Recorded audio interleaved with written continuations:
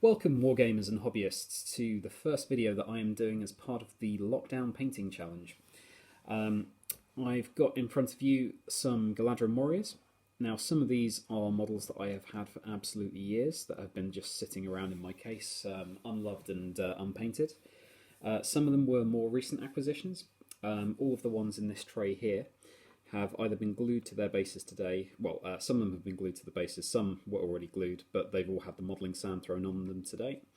As you can see, some are already undercoated black and some are completely white metal. I'm going to be spraying all the white metal ones up black later today, and then on all of the ones that are already undercoated in black, I'm going to be doing what's called a zenithal highlight or a zenithal base coat. Essentially what that means is you undercoat black and then trying to aim for the lower parts of the model, and then you give it a very light spray of grey at a sort of higher angle, coming in at about that sort of angle, maybe a little bit more acute. And then once you've done that, if you really want to push it, you spray from the absolute over the top with white spray. And the reason to do that is it gives a sort of monochrome level of sort of highlighting on it, and when you put your first layer down, the bits that have been covered by white will look lighter than the bits that are covered by black, which will look darker. It's still, on a good model, you'll obviously still need to add your own highlights as well, but I've picked up this technique from a friend who's quite a good painter, and just decided to start using it on my miniatures because it adds a lot more contrast and depth to them. Or at least that's the theory. You still need to be able to do some basic level highlighting once you get going with it as well. My plan really is to try and finish all of these models, hopefully within the first week, or certainly to have them well on their way. It's not quite 500 points. It's something like 340, 350, maybe a bit more. In total, I've got 11 archers, 11 Lothlorien elves with Elven Blade, an Elven Banner Bearer, and I've got Haldir over here, armed with the Elven Bow in heavy armour. I do have the other model for him, along with certain things like Galadhrim Hornblowers. Well, I've got a Galadhrim Hornblower and a Galadhrim Captain, and in total I think I do have enough to make this army 500 points.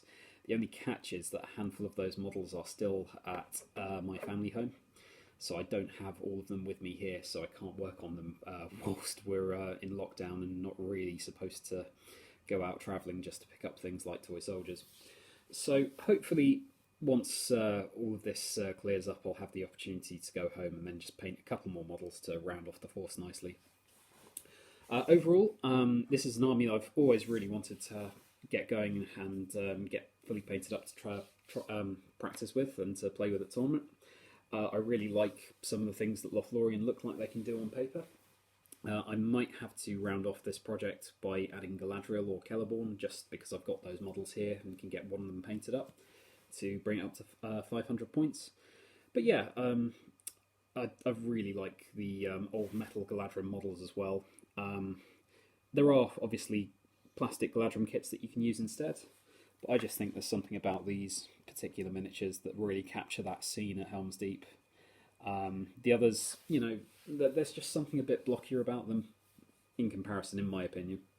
And so the army that I will make from this will just be true to that scene in the film. It will just be using models with elven blades, models with elven bows, no shields, no spears. It will have a banner and a war horn, which I guess you didn't really see in the films, but as Leggy says, that's no orc horn, so they definitely would have had one carried with them. Yeah, it should be fun. Hopefully I'll get it done.